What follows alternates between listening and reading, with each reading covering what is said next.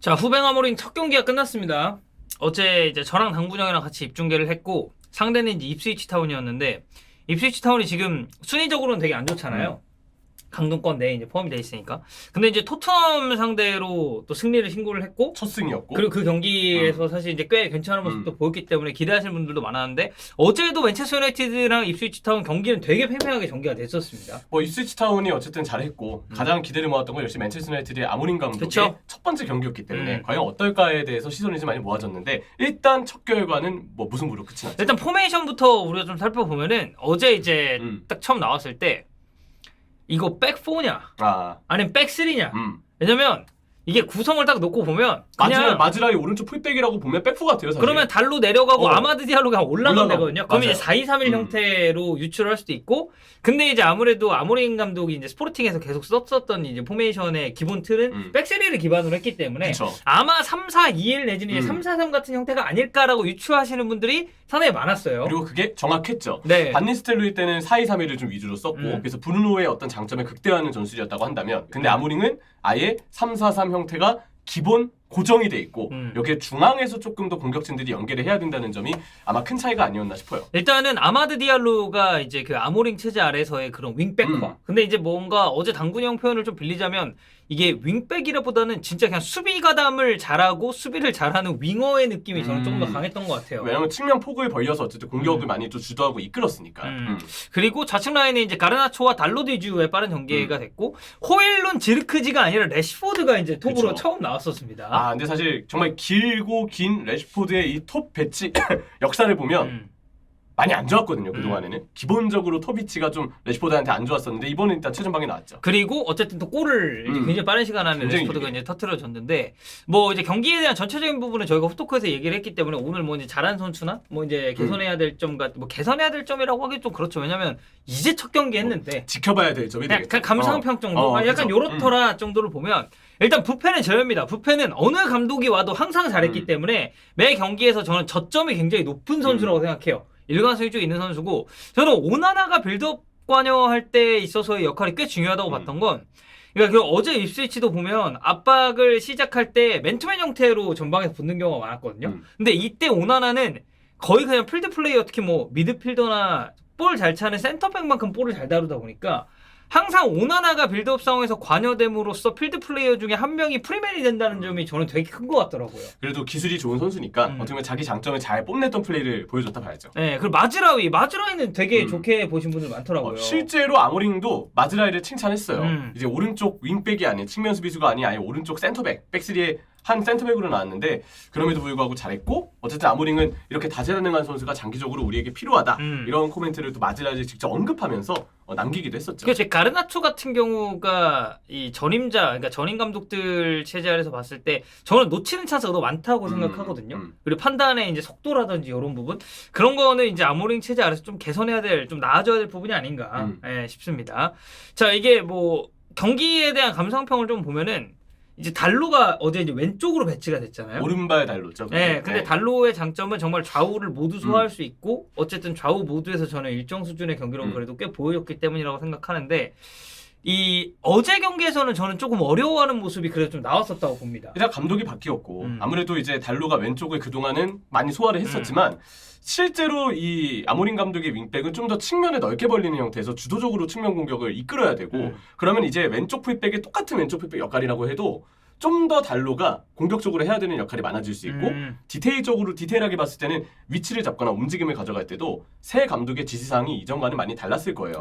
그래서 이제 이 달로 선수가 지난 입스위치 타운전을 보면 약간 위치를 좀 못 잡는 느낌, 있어야 할 때 없는 느낌 그런 게 좀 있었는데 아무래도 이게 새 감독이 오면서 오른발 쓰는 왼쪽 풀백이 이 전술에서 바로 적응을 하기는 쉽지 않다. 장기적으로 보면요. 왼발 풀백이 필요하다는 거예요. 그래서 어제 입스위치도 에반스와 달로 그리고 에릭센 있는 이 왼쪽에 대한 압박, 그러니까 그들 입장에서 오른쪽이죠. 그렇죠. 네, 오른쪽에 대한 압박이 상당히 좀 컸었고 또 하나 이제 저는 뭐랄까요 좀 격전지가 될 수 있는 건 톱으로 이제 누굴 쓸 거냐. 최전방. 저는 장기적으로는 호일룬이 그 역할을 하기에는 제일 좀 적합한 이 포지션이라고 보거든요. 왜냐면 어쨌든 이 선수는 속도도 있는 자원이고 근데 아모링 체제 아래에서 속도를 활용한 역습은 저는 필수적이라고 보기 때문에 속도도 있는 자원이고 사이즈도 괜찮아서 기본적으로 볼을 지켜내는 능력도 꽤 좋다고 봐요. 근데 어제는 사실 이제 소화 시간 자체가 너무 적었기 때문에 많은 걸 보여주지 못했고 이제 지르크지가 전 되게 지금 애매해졌다고 보거든요. 그 사실 지르크지가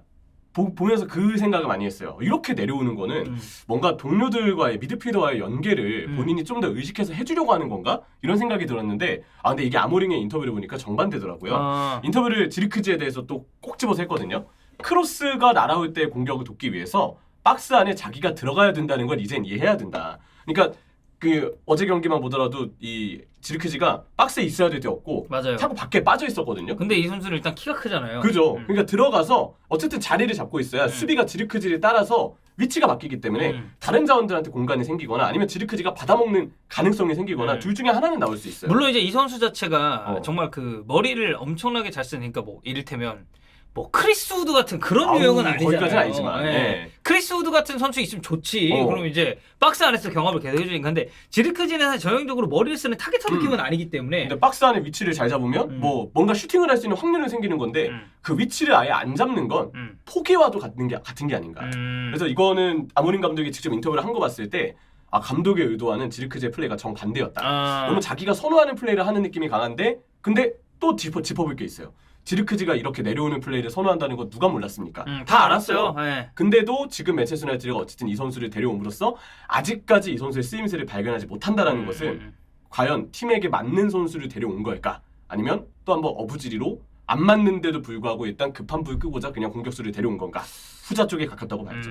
근데 이제 아무래도 지르크지는 어쨌든 테라 감독 체제 아래서 영입이 된 선수고 그죠. 테라가 어떤 식으로 이제 쓰임새를 가져갈지에 대한 고민에 있어서 저는 영입이 된 자원이라고 생각하거든요. 그래서 아모링 체제 아래서는 어떤 식으로 활용이 될지 그리고 선수가 그 본인에게 주어진 역할에 대해서 어떤 식으로 이해를 할지 좀 봐야 될 것 같고 어제 이제 뭐 맨체스터 유나이티드 이제 전 선수들 관련해서 그런 인터뷰들도 꽤 많이 나왔더라고요. 맞죠. 하그리브스가 이제 아모링에 대한 그 감상평은 굉장히 답답해했다. 그래서 아까 우리가 얘기했었던 달로 위치라든지 지르크지 호일룬 같은 경우 그리고 이제 미드필더의 전체적인 밸런스에 대해서 아마 좀 답답해하는 걸로 봐서 이거는 아모링 체제 아래서도 계속 이제 고민이 필요한 그런 포인트들이 아니었을까. 그러니까 아직 감독이 원하는 그림이 다 나왔다 보기는 좀 힘든 거죠.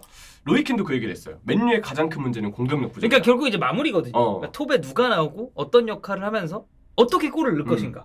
지금대로면 안 된다라는 코멘트를 좀 로이킨이 달았는데 뭐 이거는 정말 좀 정확한 분석이라고 봐야죠. 네, 그리고 아모링 인터뷰는 이 맨유 구조적인 부분에 대해서 코멘트를 했고요. 이 새 구조가 나와도 아마 바로 유동적으로 돌아가지 않을 것이다. 왜냐면 아모링은 어쨌든 스포팅을 맡으면서도 물론 이제 꽤나 단기간 안에 트로피를 들어올렸고 이 포르투갈 리그에 정말 왕좌로 이제 복귀를 또 이제 시킨 감독이긴 하지만 이 단계적인 과정에 대해서 이야기를 했습니다. 왜냐면 뭐 어쨌든 선수들이 이걸 받아들이고 이들이 이 시스템 자체를 이해하기 시작해야 결국 이 축구가 나온다고 아모링도 이제 생각을 하는 것 같아요. 그래서 이런 포메이션에 대한 문제가 아니라 우리가 경기력을 일단 경기력보다도 경기에 대한 이해력을 개선을 먼저 해야 되고 저는 개인적으로 좋은 인터뷰라고 생각합니다. 문제? 앞으로도 발생을 할 거고 선수들도 혼란스러워할 수 있다. 근데 내년 이맘때 그러니까 다음 시즌이 됐을 때 뭐 다음 시즌은 그렇죠. 다음 시즌이 됐을 때 우리 지금과 같은 어려움을 겪지는 않을 것이다. 이 약속드리겠다. 이 말이 어떻게 보면 참 믿음이 가더라고요. 아모링이 어쨌든 그만큼 자기가 분명 달라진 모습을 보일 수 있고 나 지금 팀의 문제점 알고 있다. 이번 경기에서 많이 느꼈다. 분명 이런 이야기를 한 것 같아서 팬분들도 인터뷰를 보고서는 그래도 좀 만족할 부분들이 있지 않을까 싶고 3-4-3 포메이션의 문제가 아니다. 우리가 개선해야 할 건 경기 이해력이다. 그러니까 지금 선수들이 이제 뭔가 새롭게 백지 상태에서 출발을 하는 단계에서 이 지난 경기 딱 그런 느낌이 들었어요. 3-4-3의 문제라기보다 너무 기본적인 그냥 선수 자체의 실수가 너무 많았어요. 그런 것들이 이제 줄여나가는 게 맨체스터 유나이티드에게 중요하지 않을까 싶어요. 그러니까 뭐 내부적으로 어쨌든 어떤 문제가 있는지 아모링도 이제 이해를 하고 있는 것 같고 이번 주에 그러니까 어제 했었던 쭉 아모링 부임 이후에 이제 인터뷰가 이렇게 나왔잖아요. 근데 스포르팅에서 했던 것보다도 말을 훨씬 더 많이 했다라는 그런 얘기가 있더라고요. 그렇죠. 이게 저도 X에서 봤는데 그래서 그만큼 맨체스터 유나이티드 감독직은 관심을 안 받을 수 없어요. 전 세계적인 관심이 쏠리고 있고 사실 스포르팅의 감독일 때보다 당연히 더 글로벌 최고의 인기를 자랑하는 맨체스터 유나이티드 감독이 되면 누가 아모린 이야기를 안 듣고 싶어 하겠어요. 그치. 그 영국 언론 인터뷰 요청 많이 하잖아요. 포르투갈 쪽도 물론 마찬가지긴 하지만 팀의 아무래도 이 스케일이 더 크다 보니까 그래서 제 생각에는 아모링이 너무 많은 말을 했다라고 스스로 부담을 느끼고 있고 관계자한테 곧 인터뷰 요청을 이제 줄여달라고 요청할 예정이라 하더라고요. 뭔가 이제 좀 팀에 온전하게 집중하기 네. 위해서. 그게 이제 잘 관리가 돼서 아모링도 온전히 선수들과 팀 운영에 집중할 수 있는 그런 환경이 조성되고 좀 시간이 지나야 우리가 더 면밀하게 이 감독이 원하는 팀을 볼 수 있지 않을까 싶네요. 네, 어쨌든 맨유 이제 첫 경기 끝났고요. 아모린 감독 진짜 뭐 할 게 많습니다 지금. 네. 유럽 대항전도 소화를 해야 되고 그리고 추가적으로 이제 그리고 곧 있으면 아스날이랑 있더만 맨유랑. 그렇죠. 리그 경기도 그래서 이제 빅매치도 준비를 해야 되기 때문에 계속 한번 지켜보면 좋을 것 같습니다.